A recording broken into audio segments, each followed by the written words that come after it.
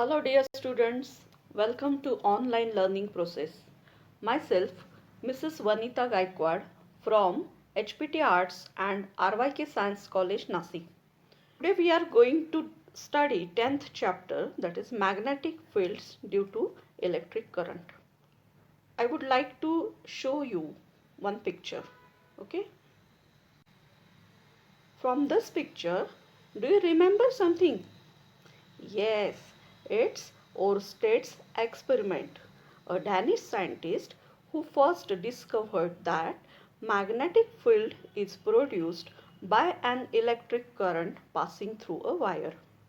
Later on, many physicists like Faraday, Maxwell, Gauss proved the relation between electric field and magnetic field. This resulted into several practical applications in our day-to-day life, such as electric motors, generators, MRI machines, maglev train, computers, and so on.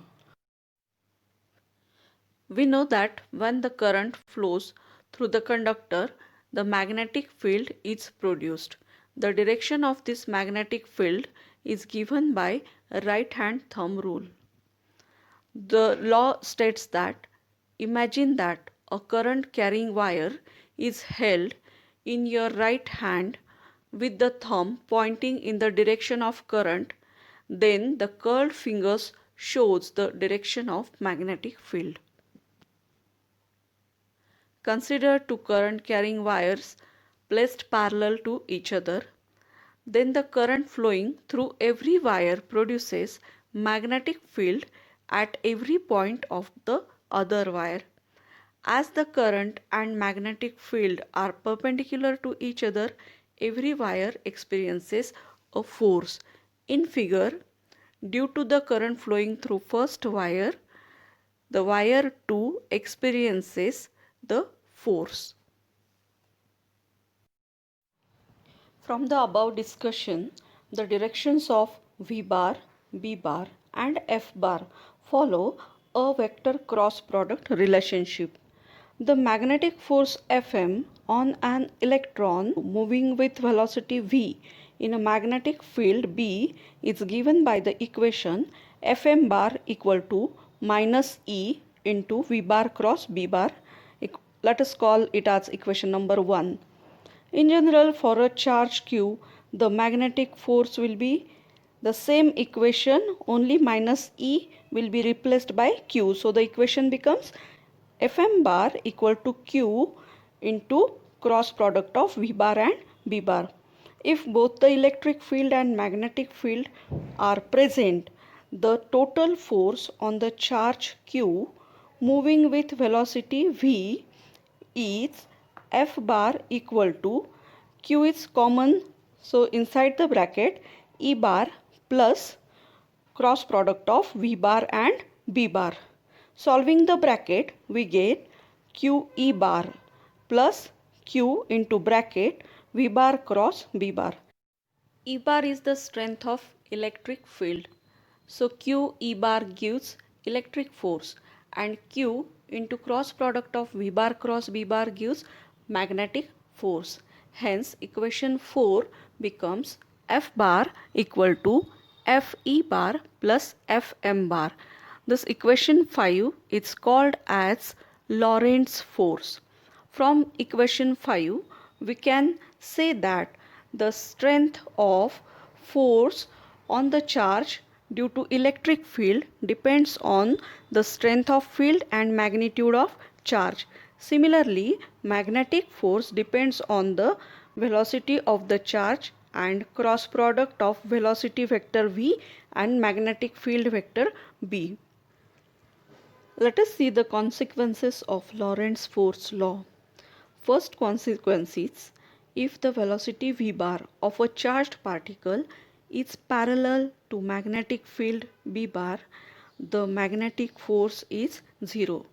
It means if v and b are parallel, force is 0. Second consequence is, if the charge is stationary, that is velocity is 0, then force will be 0 even if magnetic field is not 0.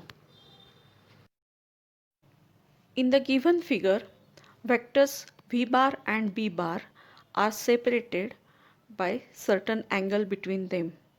The resultant v bar cross b bar is perpendicular to the plane containing the two vectors. This resultant represents the force. Thus the vector v bar and force F bar are always perpendicular to each other.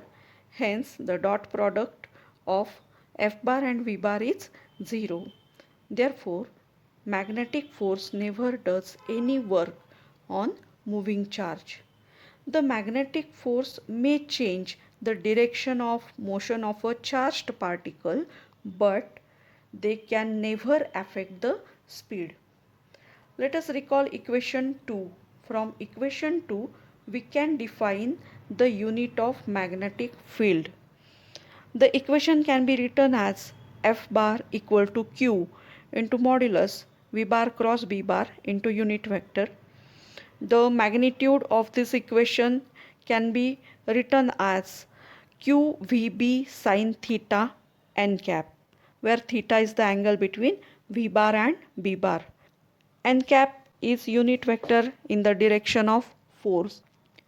If the magnitude of force is 1 Newton acting on the charge of 1 coulomb moving with a speed of 1 meter per second perpendicular to the magnetic field, then B can be defined as B equal to F upon QV.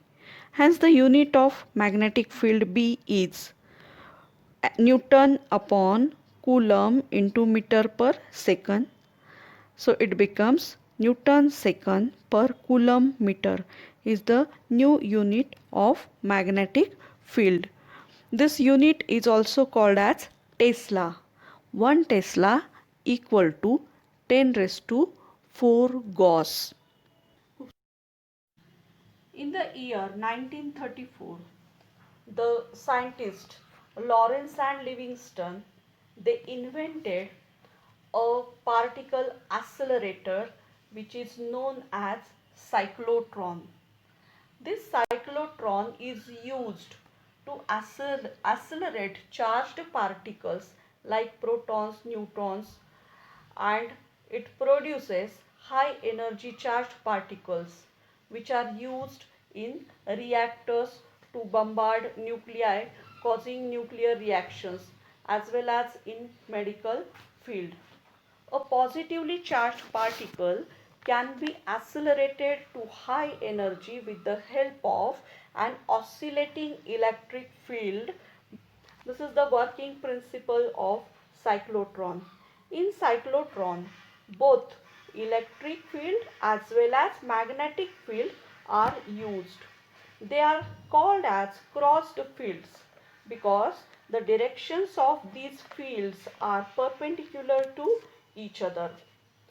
The magnetic field puts the particle or say ion into the circular path, and a high frequency electric field accelerates it. Frequency of revolution of the charged particle is independent of its energy in the magnetic field. This fact is used in this machine. Its construction. Cyclotron consists of two semicircular disc-like metal chambers D1 and D2 called as Ds. Now the alternating voltage up to 10,000 volt at a very high frequency near about 10 megahertz is applied between the two Ds. The electric field provides acceleration to the charged particles. Once the ion is emitted, it accelerates due to the negative voltage of a D and performs a semicircular motion within the D. Thus the ion is acted upon by the electric field every time it moves from one D to the other D. As the electric field is alternating, its sign is changed in accordance with the circular motion of the ion. Hence the ion is always accelerated, its energy increases and radius of its circular path also increases making the entire path a spiral. An center of two Ds. An ion moves in a semicircular path in one of the Ds and reaches the gap between the two Ds in a time interval t by 2, as t is the time of complete revolution. We know that for the cyclotron, magnetic force provides necessary centripetal force for the circular motion of an ion. Hence, magnetic force equal to centripetal force. By rearranging the terms, we can write mv equal to qbr. The formula for periodic time is distance upon velocity. Here distance is circumference of the circular path 2 pi r. Hence t equal to 2 pi r upon v. Substituting v equal to qbr upon m from equation 1, t becomes t equal to 2 pi m upon qb is the equation for periodic time of the revolution of ion. Frequency is reciprocal of time. Therefore, frequency of cyclotron Fc equal to Qb upon 2 pi m. The frequency of applied voltage Fa between two Ds is adjusted so that polarity of the two Ds is reversed when the ion arrives at the gap after completing one semicircle. This condition Fa equal to Fc is the resonance condition.